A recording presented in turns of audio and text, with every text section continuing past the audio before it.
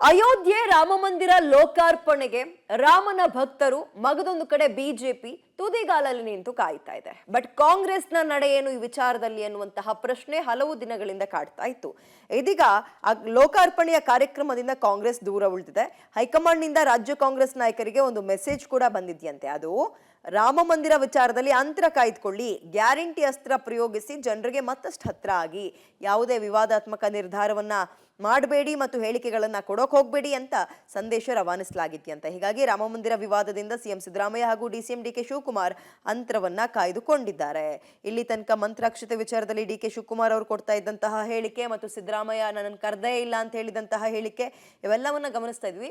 ಏನಂದ್ರೆ ಏನೂ ಹೇಳಿಕೆ ಕೊಡೋಕೆ ಹೋಗಬೇಡಿ ಅಂತ ಹೇಳೋದ್ರ ಮುಖಾಂತರ ಕಾಂಗ್ರೆಸ್ ಹೈಕಮಾಂಡ್ ಇದೀಗ ಅವರು ಕೂಡ ಹೋಗ್ತಾ ಇಲ್ಲ. ಮಂದಿರ ಉದ್ಘಾಟನೆಗೆ ಕಾಂಗ್ರೆಸ್ನವರು ಕೂಡ ಗೈರ ಆಗ್ತಾ ಇದ್ದಾರೆ ಮತ್ತು ಅವರು ಬಹಿಷ್ಕಾರಕ್ಕೆ, ಅಂದ್ರೆ ನಾವು ಯಾಕೆ ಹೋಗ್ದಲೇ ಇರೋದಕ್ಕೆ ಕಾರಣಗಳು ಏನೋ ಅನ್ನೋದನ್ನ ಕೂಡ ಹೇಳಿದ್ದಾರೆ.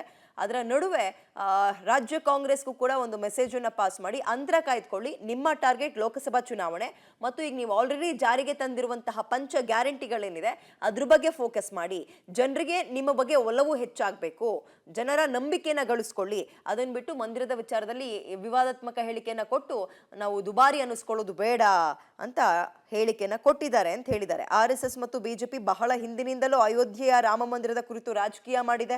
ಬಿಜೆಪಿ ಮತ್ತು RSS ನಾಯಕರು ರಾಜಕೀಯ ಚುನಾವಣಾ ಲಾಭಕ್ಕಾಗಿ ಮಂದಿರವನ್ನು ಬಳಸ್ಕೊಳ್ತಾ ಇದ್ದಾರೆ. ಹಾಗಾಗಿ ನಾವು ಹೋಗಲ್ಲ. ಜೊತೆಗೆ ಇನ್ನು ರಾಮ ಮಂದಿರ ನಿರ್ಮಾಣ ಪೂರ್ಣನೆಗೊಂಡಿಲ್ಲ, ಅಪೂರ್ಣ ದೇವಸ್ಥಾನದ ಉದ್ಘಾಟನೆ ಮಾಡ್ತಿದ್ದಾರೆ ಇವರು. ಎಲ್ಲವೂ ಕೂಡ ಲೋಕಸಭಾ ಚುನಾವಣೆಗೋಸ್ಕರ. ನಮ್ಮ ದೇಶದಲ್ಲಿ ಲಕ್ಷಾಂತರ ಜನ ರಾಮನನ್ನ ಪೂಜಿಸ್ತಾರೆ. ಧರ್ಮ ಒಂದು ರೀತಿ ವೈಯಕ್ತಿಕ ವಿಚಾರ. ಹಾಗಾಗಿ ನಾವು ಗೌರವ ಪೂರ್ವಕವಾಗಿ ಅವರ ಒಂದು ಆಮಂತ್ರಣವನ್ನ ತಿರಸ್ಕಾರ ಮಾಡ್ತೀವಿ ಅಂತ ಕಾಂಗ್ರೆಸ್ ಹೇಳಿಕೆ ಕೊಟ್ಟಿದೆ. ಅದರ ಜೊತೆಗೆ ರಾಜ್ಯ ಸರ್ಕಾರಕ್ಕೂ ಕೂಡ ಕೆಲವೊಂದು ಮೆಸೇಜ್ ಅನ್ನು ಅಂತರ ಕಾಯ್ದುಕೊಳ್ಳಿ ಈ ವಿಚಾರದಿಂದ ಅಂತ ಹೇಳಿದ್ದಾರೆ. ಕಾಂಗ್ರೆಸ್ ಪಕ್ಷ ಹೋಗಲ್ಲ ಅಂತ ಇದು ಮಾಡಿದ್ದಾರೆ ಸರ್. ರಾಮ ಮಂದಿರದ ಉದ್ಘಾಟನೆಗೆ ಹೋಗಲ್ಲ ಅಂತ ಯಾವ ರಾಮ ಮಂದಿರ ಇದಕ್ಕೆ ಐದತ್ತೆ ಇದೆ ಸರ್, ಗೊತ್ತಿಲ್ಲ ನನಗೆ. ರಾಮ ಮಂದಿರ ಉದ್ಘಾಟನೆಗೆ ಹೋಗದೇ ಇರುವಂತ ತೀರ್ಮಾನವನ್ನು ರಾಮ ಮಂದಿರ ಉದ್ಘಾಟನೆಗೆ ಹೋಗದೇ ಇರುವಂತ ತೀರ್ಮಾನವನ್ನು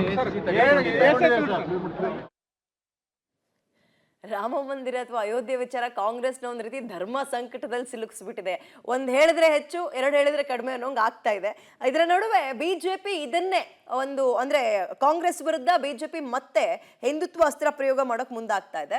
ಹಿಂದೂ ವಿರೋಧಿ ಪ್ರಚಾರದ ಮೂಲಕ ಜನಕ್ಕೆ ಹತ್ತಿರವಾಗೋ ದಾಳ ಪ್ರಯೋಗಿಸೋಕೆ ಬಿಜೆಪಿ ಪಾಳೆಯ ಪ್ಲಾನ್ ಮಾಡಿತ್ತು. ಲೋಕಸಭಾ ಚುನಾವಣೆಯಲ್ಲಿ ಕಾಂಗ್ರೆಸ್ ಗೈರು ವಿಚಾರ ಪರಿಣಾಮಕಾರಿಯಾಗಿ ಬಳಸ್ಕೊಳ್ಳೋಕೆ ಬಿಜೆಪಿ ಚಿಂತನೆ ಮಾಡ್ತಾ ಇದೆ. ವಿಚಾರವಾಗಿ ಕಾಂಗ್ರೆಸ್ ವಿರುದ್ಧ ಬಿಜೆಪಿ ನಾಯಕರು ಮುಗಿಬಿದ್ದಿದ್ದಾರೆ. ಈಗಾಗಲೇ ಕಾಂಗ್ರೆಸ್ ಗೈರು ಮೂಲಕ ಹಿಂದೂ ವಿರೋಧಿ ನೀತಿಯನ್ನು ಅನುಸರಿಸ್ತಾ ಇದೆ. ಮೊದಲಿಂದಲೂ ಇವರಿಗೆ ರಾಮಾಯಣ, ರಾಮ ಸೇತು ಬಗ್ಗೆ ಇವ್ರು ನಂಬ್ತಾನೆ ಇರಲಿಲ್ಲ.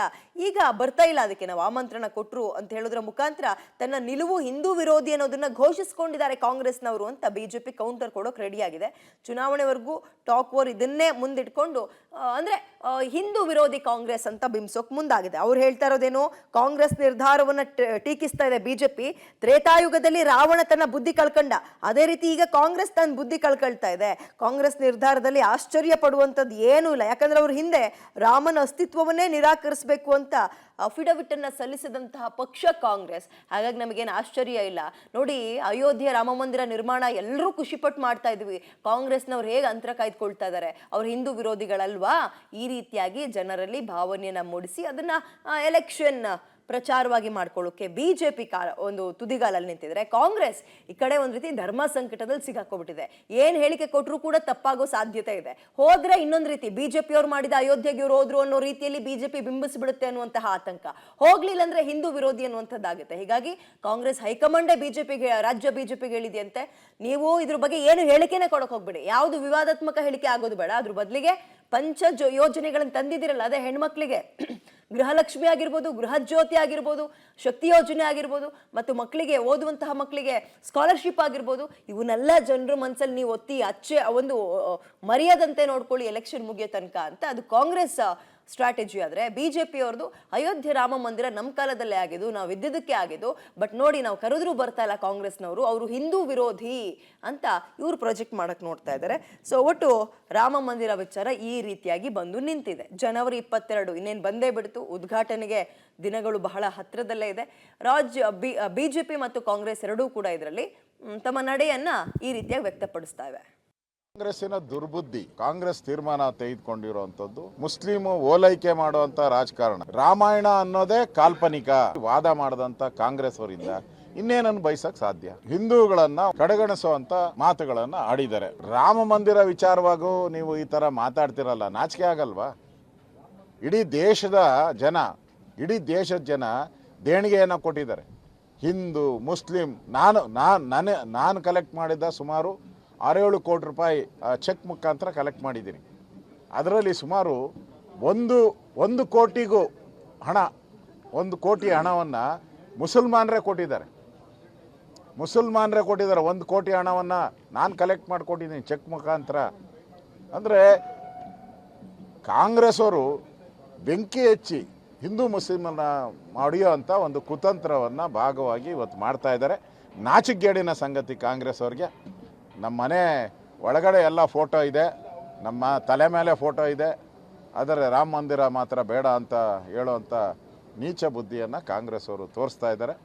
ಅವರಿಗೆ ರಾಮನೇ ಬುದ್ಧಿ ಕಲಿಸ್ಬೇಕು. ಕಾಂಗ್ರೆಸ್ ಪಕ್ಷದ ನಿಜ ಬಣ್ಣ ಏನು ಅಂತೇಳಿ ದೇಶದ ಮುಂದೆ ಇವತ್ತು ತೆರೆದಿಟ್ಟಿದ್ದಾರೆ. ಜನವರಿ 22ರಂದು ಎಲ್ಲಾ ದೇವಾಲಯಗಳಲ್ಲಿ ವಿಶೇಷ ಪೂಜೆಯನ್ನ ಆಯೋಜನೆ ಮಾಡಬೇಕು ಅಂತೇಳಿ ರಾಜ್ಯ ಸರ್ಕಾರ ಏನು ಆದೇಶ ಮಾಡಿದ್ರು, ಅದನ್ನು ಕೂಡ ಈಗ ಕ್ಯಾನ್ಸಲ್ ಮಾಡ್ತಾರೆ. ಅವರಿಗೆ ಆ ಶ್ರೀರಾಮ ಕಾಪಾಡಬೇಕು ಅಷ್ಟು ಮಾತ್ರ ಈ ಸಂದರ್ಭ ಹೇಳ್ಬೋದು. ಬಹುಶಃ ರಾಮನಿಗೂ ಕಾಂಗ್ರೆಸ್ನವ್ರು ಬರೋದು ಬೇಡ ಅಂತ ಇರ್ಬೋದು, ಇವರಿಗೂ ಅನ್ಸಿರ್ಬೋದು ನಾವು ಯಾವ ಮುಖ ಇಟ್ಕೊಂಡು ಅಲ್ಲಿಗೆ ಹೋಗೋದು ಅಂತ ಹೇಳಿ. ಅವನ ಇಚ್ಛೆ ಅಂತಾನೆ ಎಲ್ಲವೂ ನಡೆಯೋದು. ಮಂದಿರ ನಿರ್ಮಾಣಕ್ಕೆ ಒಂದಲ್ಲ ಒಂದು ರೀತಿಯಲ್ಲಿ ಅಡೆತಡೆ ಕೊಡ್ತಾ ಬಂದಂಥ ಈ ಜನ ಅಲ್ಲಿ ಬರೋದು ಬೇಡ ಅಂತ ಇರ್ಬೋದು, ಇವರಿಗೂ ಅನ್ಸಿರ್ಬೋದು ನಾವು ಯಾವ ಮುಖ ಇಟ್ಕೊಂಡು ಅಲ್ಲಿಗೆ ಹೋಗೋದು ಅಂತ ಹೇಳಿ. ರಾಮ ಸೇತುವಿನ ವಿಚಾರ ಬಂದಾಗ ಸುಪ್ರೀಂ ಕೋರ್ಟಿಗೆ ರಾಮ ಸೇತುವಿನ ಬಗ್ಗೆ ಒಂದು ಅಫಿಡವಿಟ್ ಸಲ್ಲಿಸಬೇಕಾದ್ರೆ ರಾಮನ ಅಸ್ತಿತ್ವವನ್ನೇ ಅಲ್ಲಗಳೆದು UPA ಸರ್ಕಾರ ಅಫಿಡವಿಟ್ ಅನ್ನು ಸಲ್ಲಿಸಿತ್ತು. ಇನ್ನು ರಾಮ ಜನ್ಮಭೂಮಿಯ ತೀರ್ಪಿನ ವಿಚಾರ ಬಂದಾಗ ರಾಮ ಒಬ್ಬ ಕಾಲ್ಪನಿಕ ವ್ಯಕ್ತಿ ಅಂತ ರಾಮನ ಅಸ್ತಿತ್ವವನ್ನೇ ಅಲ್ಲಗಳೆದು UPA ಸರ್ಕಾರ ಇದ್ದಂಥ ಸಂದರ್ಭದಲ್ಲಿ ಕೇಂದ್ರ ಸಚಿವರಾಗಿದ್ದಂತಹ ಖ್ಯಾತ ವಕೀಲರಾಗಿರುವಂತಹ ಕಪಿಲ್ ಸಿಬಲ್ ಅವರ ಮುಖಾಂತರ ಸುಪ್ರೀಂ ಕೋರ್ಟ್ ಮುಂದೆ ದಾವೆ ಹೂಡಿಸಿ ರಾಮ ಜನ್ಮಭೂಮಿ ತೀರ್ಪನ್ನೇ ಕೊಡಬಾರ್ದು, ಯಾವ ಮುಸಲ್ಮಾನ ಸಮುದಾಯಕ್ಕೆ ನೋವಾಗುತ್ತೆ, ದೇಶದಲ್ಲಿ ಗಲಭೆ ಆಗುತ್ತೆ, ರಾಮ ಅನ್ನೋನೊಬ್ಬ ಕಾಲ್ಪನಿಕ ವ್ಯಕ್ತಿ, ಅದಕ್ಕೆ ಯಾವುದೇ ಆಧಾರ ಇಲ್ಲ ಅಂತ ಹೇಳಿಬಿಟ್ಟು ಸುಪ್ರೀಂ ಕೋರ್ಟ್ ಮುಂದೆ ವಾದವನ್ನು ಮಂಡಿಸಿದಂಥ ಕಾಂಗ್ರೆಸ್ನಿಂದ ಇನ್ನೇನನ್ನು ನಿರೀಕ್ಷೆ ಮಾಡಲಿಕ್ಕೆ ಸಾಧ್ಯ? ಅವ್ರು ಯಾವತ್ತೂ ರಾಮ ಭಕ್ತರಲ್ಲ ಅನ್ನೋದು ಅವರ ನಡತೆಯಿಂದಲೇ ತೋರಿದ್ದಾರೆ. ಆದರೆ ದುರದೃಷ್ಟವಶಾತ್ ಯಾವ ಗಾಂಧೀಜಿಯನ್ನು ಹೆಸರು ಹೇಳ್ಕೊಂಡು ಕಾಂಗ್ರೆಸ್ನವ್ರು ರಾಜಕಾರಣ ಮಾಡ್ತಾರೆ, ಆ ಗಾಂಧೀಜಿಯವರೇ ರಾಮನ ಪರಮ ಭಕ್ತರಾಗಿದ್ದರು. ಈ ದೇಶ ರಾಮರಾಜ್ಯವಾಗಬೇಕು ಅಂತ ಕನಸು ಕಂಡಿದ್ರು. ಆ ಗಾಂಧೀಜಿಯನ್ನು ಇವರು ನೋಟಲ್ಲಿ ಮಾತ್ರ ಪ್ರೀತಿಸ್ತಾರೆ, ರಾಜಕಾರಣಕ್ಕಷ್ಟೇ ಪ್ರೀತಿಸ್ತಾರೆ ಹೊರತು ಗಾಂಧೀಜಿಯವರ ಯಾವ ಆದರ್ಶಗಳನ್ನು ಅವರು ಪಾಲಿಸಲ್ಲ ಅನ್ನೋದು ಇವರು ಈಗ ಅವರು ತೆಗೆದುಕೊಂಡಿರುವಂಥ ನಿರ್ಧಾರದ ಮುಖಾಂತರ ಮತ್ತೊಮ್ಮೆ ಸಾಬೀತು ಮಾಡಿದ್ದಾರೆ.